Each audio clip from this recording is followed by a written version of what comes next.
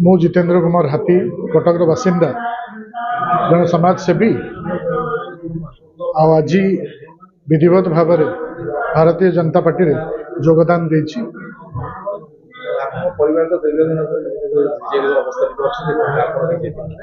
नहीं बापा जने वरिष्ठ नेता ओडिशार आमे यादव परिवार बिलोंग करूँ जोटा कि ओडिशार 20% रु अधिका 20% रु अधिका ही अच्छी जोटा कि बहुत बड़ा मैटर करे आजिकार पॉलिटिकल इक्वेशंस। तो बापा दीर्घ दिन 30 वर्ष है कांग्रेस रे थिले। गत 19 रे आमे किछि आघात रु आमे कांग्रेस छाड़ीलु। आउ माननीय चीफ मिनिस्टर डकई घर को बासभवन को आउ सही विधिवत भाव में बापा जॉइन करथिले बीजेडी रे। किंतु 19 रु 24 पर्यंत बीजेडी परिवार जो परिवार थिला से परिवार नहीं आमे जो आदर्श रे जॉइन करथिलु से आदर्श नहीं।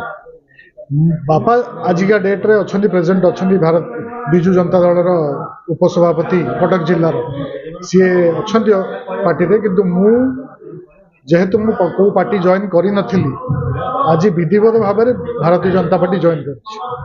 मु दीर्घ दिन भारतीय जनता पार्टी रो पॉलिटिकल फोरम रे मु अच्छी नेशनली आउ जति आउटर स्टेट्स से जति इलेक्शंस होईची मु किछि इलेक्शंस रे भी पार्ट करछि कोडियल।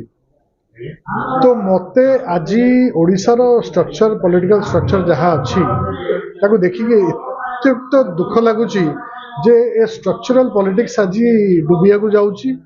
आउ ए स्ट्रक्चरल पॉलिटिक्स डुबी जो आमर टीन एज यंगस्टर्स मैंने अच्छे से आज मद मांस राजनीति आड़ जाऊँ। तो आमे जदि आजिका स्टेज रे मो भाया एज रो जदि जॉइन न करिबु भारतीय जनता पार्टी ताले आम मेन स्ट्रीम आम तल जो अच्छा पीढ़ी से को आम आगू जाकि आखि देखी पार जदि आम यंगस्टर्स मान आज भी दाबी करुच्ची रिक्वेस्ट करुच्ची आम थ्रू कि मो प्रिय भाई भौणी मैंने आपण मैंने आसतु आगामी दिन में भारतीय जनता पार्टी गोटे परफेक्ट प्लेटफॉर्म जोटि कि आपण भाईचारा स्नेह श्रद्धा बापा माँ आशीर्वाद पाइबे आउ से शिष्टाचारटा पाइबे जोटा कि आउ को पार्टी रे पाइबे। एति मोर रिक्वेस्ट।